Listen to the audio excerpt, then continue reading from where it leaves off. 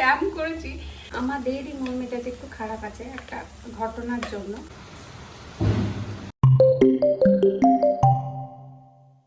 Good morning everyone, welcome back to my channel. এখন সকালবেলা আমরা বেরিয়েছি, গ্রসারি কিছু জিনিস আনার ছিল তার জন্য। আর রাস্তায় বেরোতেই দেখো বৃষ্টি শুরু।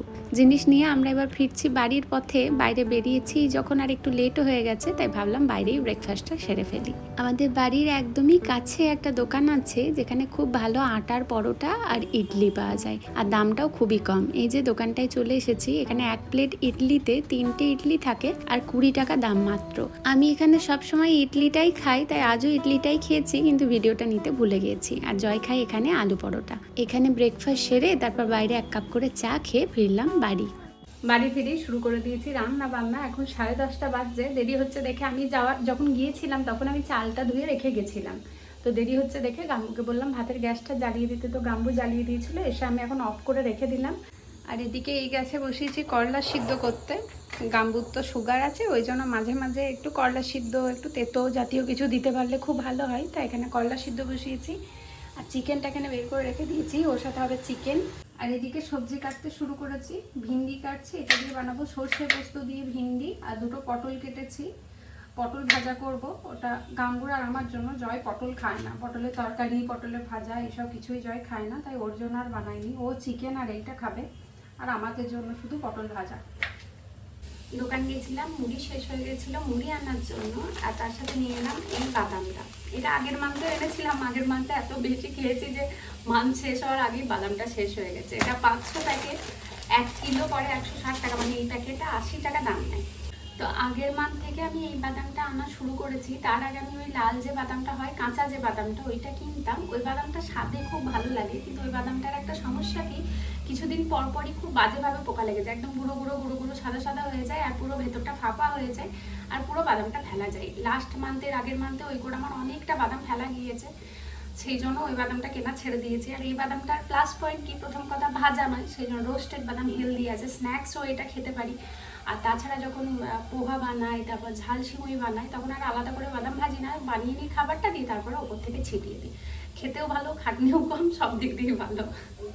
পটল ভাজাটা বসিয়ে দিয়েছি এদিকে। এখন চিকেনের জন্য রসুন ছাড়াচ্ছি। আমি এসেই রান্নাটা বসিয়ে দিয়েছিলাম, কারণ জয়ের ওদিকে অফিসের একটা মিটিং ছিল, আর আমাদের যেহেতু বেডরুমেই ওর অফিসের সেটআপটা, তো ও মিটিংটা করছিল, সেই ফাঁকে আমি ওইদিকে রান্নাটা কিছুটা বসিয়ে নিলাম। সেই জন্য তখন থেকে আর ড্রেস চেঞ্জ করা হয়নি, দিয়ে গিয়ে চেঞ্জ করে এলাম। দিয়ে এবার রসুনটা ছাড়াচ্ছি। আমাদের মোটামুটি সপ্তাহে 7 দিনের মধ্যে 5 দিন চিকেন তো হয়েই যায়।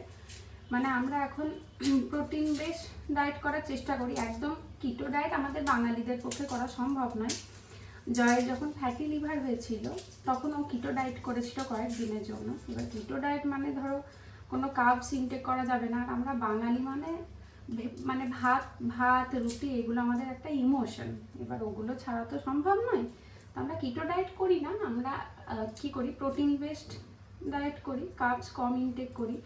আর আমি ইন্টারমিটেন্ট ফাস্টিং করি। আমি চেষ্টা করি সন্ধ্যে 6টা থেকে 7টার মধ্যে ডিনার করে নেওয়ার, আর তারপরে আমি একদম পরের দিন ব্রেকফাস্ট করি। তার মাঝে আমি জল ছাড়া কিছু খাই না। তবে হ্যাঁ, মানে এই ইন্টারমিটেন্ট ফাস্টিংয়ের ব্যাপারটা কি আছে যে ব্রেক করতে পারি, মানে আমি মাঝে মাঝে চিট ডে করি, কোনো দিন বাইরে গেলাম, খাওয়া দাওয়া হয়ে গেল। কিন্তু কিটো ডায়েটে আবার বেশি তুমি যদি ব্রেক করো, তাহলে মানে শরীর আবার কিটোন তৈরি করা বন্ধ করে দেয়, নানা রকম সমস্যা হয়। কিটো ডায়েট ব্রেকও করা যায় না, তাই আমাদের বাঙালিদের পক্ষে কিটো ডায়েট করা খুব ডিফিকাল্ট। মানে তবে কিটো ডায়েট এত ভালো, জয়ের ওই ফ্যাটি লিভারের সময় 85 কিলো ওজন হয়ে গেছিলো, আর এখন সে জায়গায় আমার হাজব্যান্ডের ওজন হচ্ছে 64 কিলো। ওই এতটা ওয়েট লস ওই কিটো ডায়েট করে করেছিল। ও মোটামুটি 15-20 দিন মতো করেছিল একদম কন্টিনিউ, বা 1 মাস মতো। তারপর খুব গরম পড়ে গেছিলো, দিয়ে একটু সমস্যা হচ্ছিল, মানে অত প্রোটিন ইনটেক করাটাও তো কষ্টকর, 2বার খেত আর লটস অফ প্রোটিন, তো ওই জন্য লাস্টে তখন তারপরে ছেড়ে দিল। তবে এখন আর ওর ফ্যাটি লিভার মানে নেই, মানে একদম জিরো, কোনো আর সমস্যাই নেই। ওর স্টেজ 2 না 3 হয়ে গেছিলো, কী সব বলে, মানে তারপরেই বোধহয় চিরোসিস, একটা স্টেজ পরে বোধহয় চিরোসিস, এইসব ব্যাপার ট্যাপার আছে সব অনেক রকম, মানে তারপরে লিভার ক্যান্সার হয়ে যায়। তো ওর যাই হোক আর কোনো সমস্যা নেই, সেই জন্য আমরা চেষ্টা করি যতটা ভালো খাওয়া যায়, শরীরকে যতটা ভালো রাখা যায়। কথা বলতে বলতে এদিকে চিকেনের জন্য আদা রসুন ছাড়ানো হয়ে গেছে, আর এদিকে পটলটাও ভাজা হয়ে গেছে, পটলটা তুলে নিয়ে যাবে।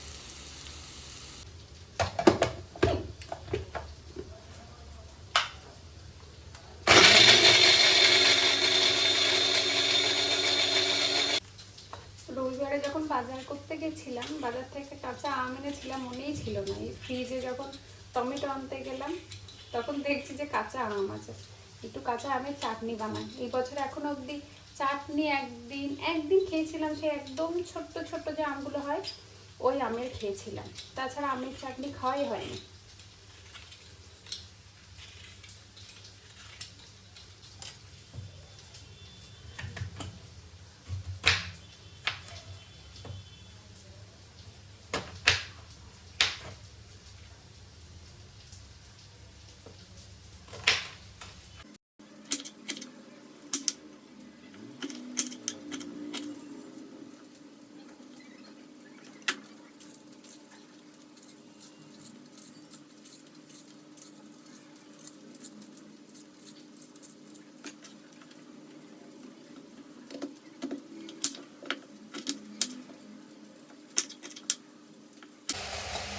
নাম্বু সত্যি মিষ্টি আমটা, এক পিস খেয়ে দেখো, জেনুইনলি বলছি। একবার ভরসা তো করে দেখো আমাকে, একবার ভরসা করে দেখো। গুরু দেখ আমাকে বিশ্বাস করছে না। গুরু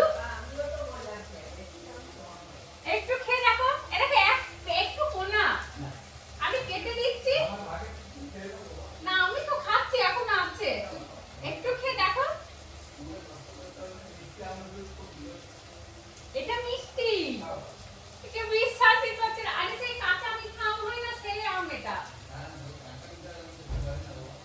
আরে এটা মিষ্টি, এটা বিশ্বাসই করে না ভাই আমাকে। বাঘের পটকার দোষ দিতে দিলে একদম ল্যান্ড তুলে ছুটে সব নয় গো, ওই তো ভাবতে মা আমার দেখ যা বিশ্বাস করছে না রে আমাকে। মা আমার বুঝতে পেরেছি, মা আমার আমটা প্রচন্ড টক, আমরা তাই কনভিন্স করছিলাম যদি একটু খাওয়ানো যায়। কাম্বু খেলে কাম্বু একদম মুখ চোখটা যা করে আমাদের দেখতে খুব ভালো লাগে, ওই জন্য ভাবছিলাম যদি একটু মিষ্টি বলে খাওয়ানো যায়। কিন্তু এত স্ক্যাম করেছি যে কাম্বু জানে যে আমরা স্ক্যামই করছি কাম্বুর সাথে, তাই কাম্বু আর কিছুতেই খাবে না। আমের চাটনি বানানোর জন্য আমি কি করি, আমটাকে আগে জলে একটু সেদ্ধ করতে দিই, মানে একটু সেদ্ধ হলেই শক্ত শক্ত থাকতে থাকতেই মিষ্টিটা দিয়ে দিই। এই যে মিচড়ি দিলাম আমি, এবার এটা গলে যাবে, আমটা কি গোটাই থাকবে। এরপরে আমি শুধু 5 ফোড়ন শুকনো লঙ্কা দিয়ে ছকবো চাটনিটাকে, মানে আমি আগেই তেলে নেড়ে টেড়ে এইভাবে করি না, আগে সেদ্ধ করি। এই চাটনিটা খেতে দুর্দান্ত হয়।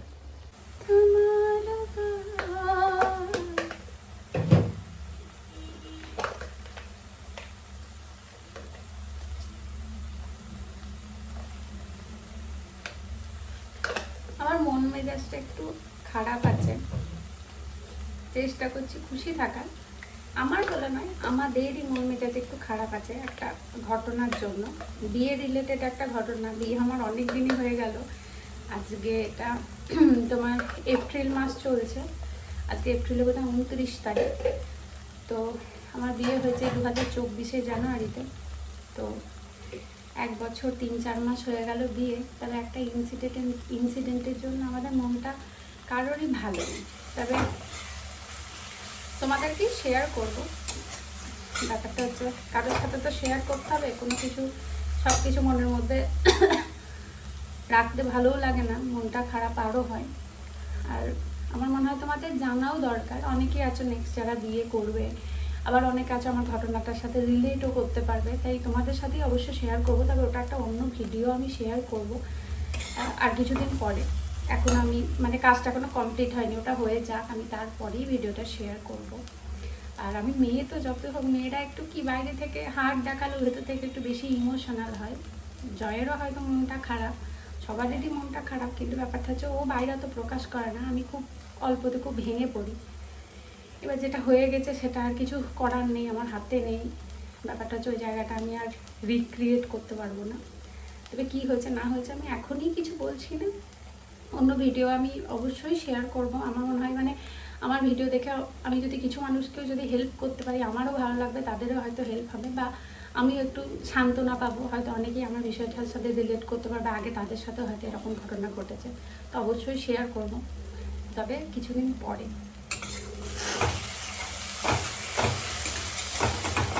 এই যে চাটনির জন্য আমটা একদম পারফেক্টলি সেদ্ধ হয়ে গেছে, কিন্তু দেখো আমগুলো একদম গোটা গোটা আছে। এর মধ্যে নুন, মিষ্টি আর জল এই দিয়ে আমি সেদ্ধটা করেছি। এটা আমি কোনো হলুদ দিইনি। আমার এটা সাদা সাদাই ভালো লাগে, বেশ একটু প্লাস্টিক চাটনি চাটনি দেখতে লাগে, কিন্তু এতে অত মিষ্টি থাকে না, জল থাকে অনেকটা। তো এবার এটাকে আমি জাস্ট ছোঁকে নেব। চাটনিটা ছোকার জন্য কড়াই একটু তেল দিয়ে দিয়েছি, তার মধ্যে দিয়েছি একটা শুকনো লঙ্কা। এবার দিয়ে দেবো একটু 5 ফোড়ন। এটা থেকে সুন্দর একটা যখন ভাজা ভাজা গন্ধ আসবে, তখন আমি এই চাটনির জন্য এটা দিয়ে দেবো। আর লাস্টে একটু ভাজা মশলা ছিটিয়ে দিতে পারলে খুব ভালো হয়। আমার এখন বানানো নেই, ওই ধনে আর জিরে আর শুকনো লঙ্কা দিয়ে ভেজে গুঁড়ো করে যে মশলাটা হয়, ওটা যদি লাস্টে একটু ছিটিয়ে দিই খেতে আরও ভালো লাগে। তবে ওটা আমার এখন বানানো নেই, তবে এইটা শুধু খেতে খুব সুন্দর লাগে। ভাজা হয়ে গেছে, এবার আমি আমটা দিয়ে দেবো এর মধ্যে।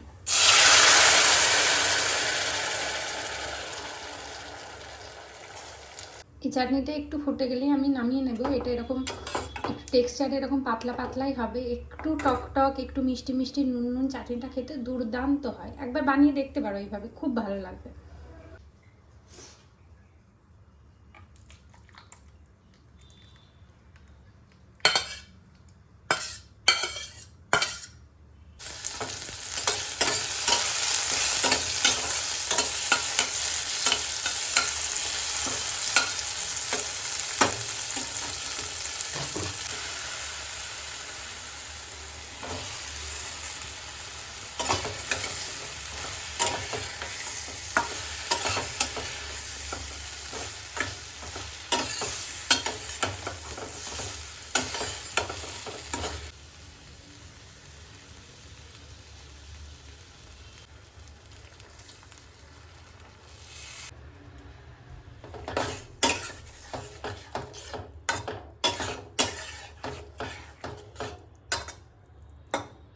রান্না একদম কমপ্লিট। কি কি বানিয়েছি সেটা দেখাই। এটা হচ্ছে সর্ষে ভিন্ডি, এটা এখনই জাস্ট নামালাম, গরম একদম।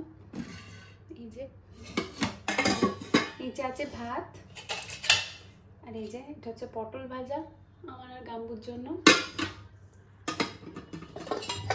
আর এটা হচ্ছে শুধু করলা সেদ্ধ। এটা মেনলি গাম্বুর জন্য, আমরাও একটু একটু নেব। আর এইটা হচ্ছে আমের চাটনিটা।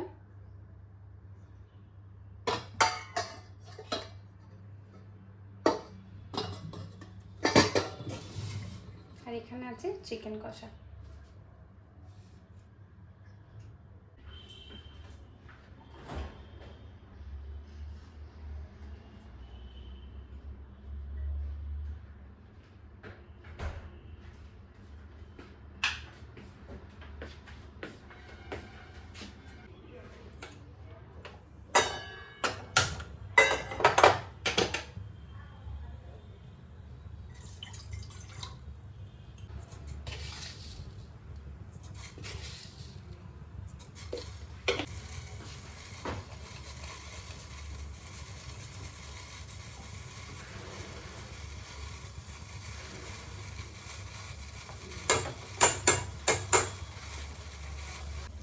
এখন বাজে বিকেল 4:30, আমাদের চা খাওয়ার সময় হয়ে গেছে, তাই চা বসালাম। আমার আদা দিয়ে চা খেতে খুব ভালো লাগে, তবে আদা দিয়ে চা বানালে দেখবে মাঝে সাঝেই কিন্তু চা ফেটে যায়। তারপর আমি এক জায়গায় ইউটিউবেই দেখেছিলাম যে যদি আগে চায়ের সাথে আদাটাকে ফুটিয়ে নিই, তারপরে যদি দুধ দিই তাহলে চা আর ফাটে না। আর সত্যিই তাই, তারপর থেকে আমি এতদিন ধরে আদা চা বানাচ্ছি, আমি ওই প্রসেসটাই ফলো করি, আর তারপর থেকে আমার আজ পর্যন্ত কোনো দিন দুধ চা ফাটেনি আদা দিয়ে বানিয়ে। তো আমি সেই প্রসেসটাই ওই জন্য ফলো করি, ভাবলাম তোমাদেরকেও শেয়ার করি, যদি না দেখেছো তাহলে এই প্রসেসও করতে পারো। প্রথমে জলে চা আর আদাটা দিয়ে ফুটিয়ে নিয়ে তারপরে যদি দুধ দিয়ে ফোটাও, তাহলে আর মানে আদা চা অ্যাটলিস্ট কখনো ফাটবে না। আদাটা অনেকক্ষণ ফুটে গিয়েছে, এবার এর মধ্যে দুধটা দিয়ে দেবো।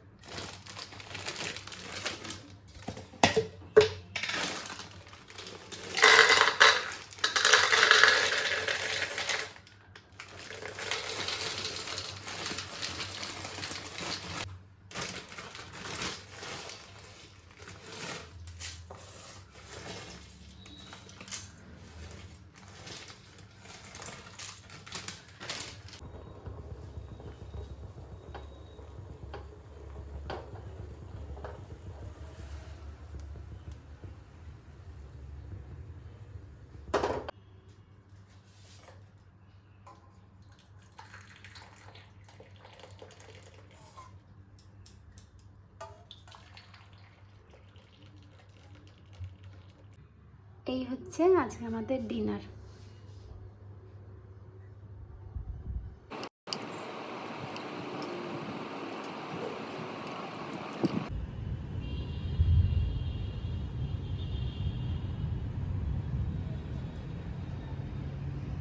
ওয়েদারটা খুব ঠান্ডা, একদম পুরো মেঘ করে আছে আর প্রচণ্ড হাওয়া দিচ্ছে, তাই ছাদে এসেছি একটুখানি হাওয়া খাওয়ার জন্য। জয় আমাকে ফ্ল্যাশ লাইট দেখাচ্ছে যাতে আমার মুখটা দেখা যায়। আজকের ভিডিওটা এইখানেই শেষ করছি। ভিডিওটা কেমন লাগলো আমাকে অবশ্যই কমেন্ট করে জানিও, যদি ভালো লাগে তাহলে একটা লাইক করে দিও। টাটা।